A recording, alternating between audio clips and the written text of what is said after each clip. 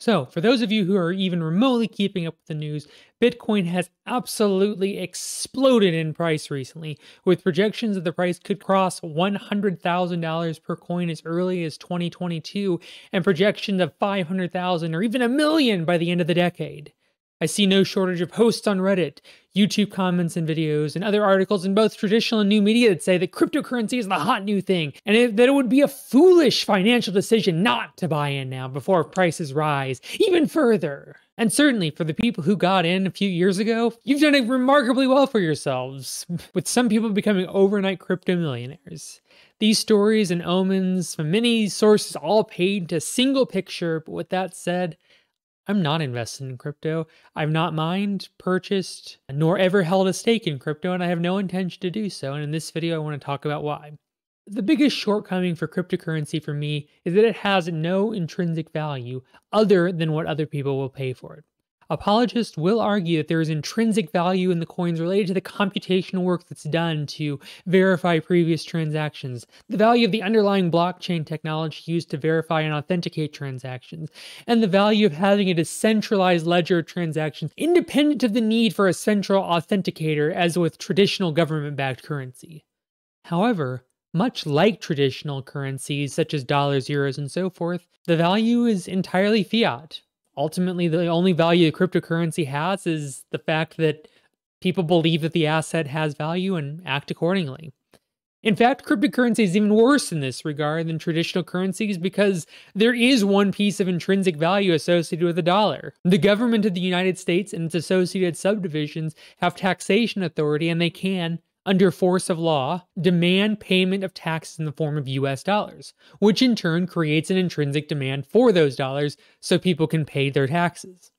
Outside of El Salvador, which recently declared Bitcoin to be legal tender, cryptocurrencies have no such intrinsic demand, and therefore their value must, by definition, be worth only what other people are willing to pay for them. And because of this, I do not foresee crypto becoming a particularly valuable hedge against the twin scourges of hyperinflation and societal collapse that so many advocates hearken when they're promoting their coin of choice. Ultimately, I think there are hedges against inflation, but they're not gold and they're certainly not cryptocurrency. Rather, I expect the best hedges to be those that have intrinsic value in and of themselves: food, water, livestock, medical equipment, energy, both fuel and electricity, and the tools, machine, and equipment used to make more of the same. That's what I foresee to be the ultimate hedges against any wide-scale collapse. If indeed a massive solar flare wiped out most of the electrical grid and damaged electronics from throughout the world, a digitally tracked store of value, that might as well just be useless. And the same is true to a lesser extent of any hyperinflation scenario. Rather, I find the massive crypto shilling to be not unlike a certain type of scam from the past. The multi-level marketing scheme. By the time you watch this video, there might well be numerous comments, some by bots, shilling one coin or another. No doubt the likes of MLMs have produced a few success stories who did become millionaires in short order, and a lot of people who lost a lot of money buying into the company's products. Even the methods in which crypto shills sell the idea of their coin of choice is eerily similar to those used to sell people on the MLM scheme. Escape the drudgery of the 9-to-5 office job. Be your own boss. Work in the comfort of your own home, on your own schedule, and especially in the crypto case, become a millionaire overnight and never have to work again. And just like in the MLM case, what's being sold is not so much a product of intrinsic value, but rather this idea of not having to work again. And just like pyramid schemes, I fear that for a great majority of cryptocurrencies, the value is not being buoyed by any real underlying value, but rather by the belief that people will buy in and increase the price even further still. The greater fool theory, as it is often known in academia, can explain a great deal of speculative asset bubbles. Most infamously, perhaps the example, is the tulip mania craze that ravished the Netherlands some 400 years ago. At the time, a wild speculative bubble swept through the area, pushing the price of individual tulip bulbs, in some cases higher than an artisan's year salary, and even above the price of some homes. Speculators, merchants, traders, and even some lay people got absorbed in the craze. And while there were a lot of people who made some money, a lot of people lost their shirts when the bubble finally collapsed in February of 1637. The exact historicity of tulip mania is somewhat debatable, But people who invested in stocks in 1929, or in .com in 2000, or in real estate and derivatives in 2007 also paid a hefty financial cost by investing at the top of those respective bubbles. And the numerous collapses in value that Bitcoin has seen along with its meteoric rise mean that there's no reason to believe that we're not in another bubble. If the price of Bitcoin can collapse suddenly based on nothing more than a tweet from Elon Musk or a policy by the CCP that's cracking down on crypto mining in the People's Republic, then it stands to reason that the current price is not being driven by its use of a medium of exchange, and similarly hampers its ability to be used as a store of value, degrading the ultimate usefulness of Bitcoin as a currency. Further weakening this usefulness is the high transaction cost of Bitcoin as a payment method, not just in terms of financial costs, but the environmental unsustainability of the same. No doubt, crypto defenders will point out, quite rightly, that there are alternative coins out there that have reduced financial costs, reduced transaction costs, reduced environmental costs. But with Bitcoin itself comprising the lion's share of the overall crypto market, the environmental impacts do need to be addressed. And indeed, the current Bitcoin network currently consumes an amount of energy equal to the entire country of Switzerland.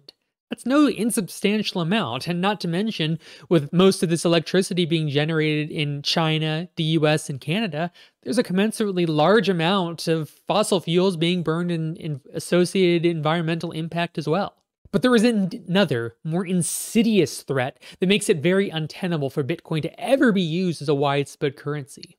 Deflation. While crypto advocates speak of Bitcoin's usefulness as an inflation hedge, the inherent deflationary pressure associated with a system that is designed to only ever have a finite amount of currency in circulation must not be ignored. Most economists believe that while hyperinflation is certainly problematic, a deflationary spiral can be the death knell of an economy. And much as one can't push on a string, so too is it difficult to end a deflationary spiral. While many crypto supporters argue that the government has been printing massive amounts of money, money machine go brrrr, and hyperinflation must be just around the corner. The fact is, it's not the central government, it's not the Treasury, not the Mint, and not the Federal Reserve that is responsible for printing the vast majority of dollars in circulation. Rather, it's banks.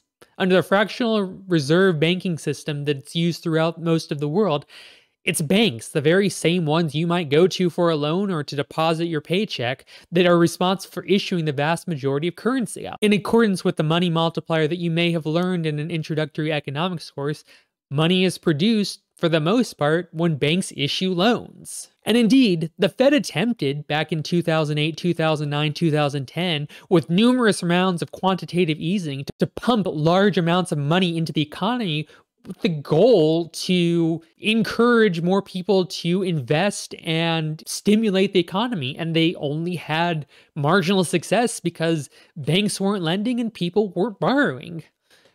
Deflation is so terrible for an economy because it disincentivizes real investment, and instead it encourages the hoarding of money, holding on to it rather than using it to purchase goods or services, or to invest it into real productive equipment. Recalling a certain phrase I hear from so many who have their money in crypto and are determined to hold on for dear life at all costs. I will admit that while I have spent the majority of this time talking about Bitcoin, there are no small number of altcoins out there, with Ethereum and Bitcoin Cash being two of the more prominent ones that you may be aware of.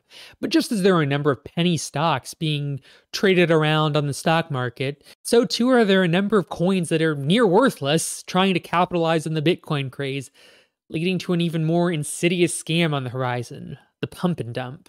In such a scenario, the originator of the coin, or somebody who gets in early, starts buying up that coin, raising price a little bit, then starting to publicize and get people in on the action, only to generate waves of optimism and buy-in, and amplified by that clarion call to hold on for dear life against all rational sense, only to sell in the chaos and laugh all the way to the bank. In fact, a recent coin went from some $3,000 to well under a penny in just a matter of minutes. And with much of Bitcoin's supply being owned by some very old accounts, it's certainly possible that in the not too distant future, the mother of all crypto bubbles could pop, particularly with so many people hyping so much praise on Bitcoin. To take the sage advice from the great investor Warren Buffett, when people are fearful, it's time to get greedy, and when everybody's greedy, it's time to be afraid. And with so many people stoking so much greed and hype, I'm very afraid. So, with all that said, would I suggest to never put any money in crypto? No, I wouldn't say that. Just as I wouldn't tell somebody never go to the casino or never buy a lottery ticket. The odds are stacked against you. You'll probably lose. The house always wins in the end. But every once in a while, yeah, somebody does win. And the process of riding that roller coaster and seeing that ticket, that's a thing that people can enjoy. I'm not a licensed financial advisor. This is not financial advice, but if you've got your safe, diversified investment portfolio and you want to put a couple percent of your income on Bitcoin or Bitcoin Cash or Black Bitcoin or go to the roulette wheel and put it all on black, by all means, try to prove me wrong. I won't even be unhappy if you succeed. And until next time, stay hydrated, my friends.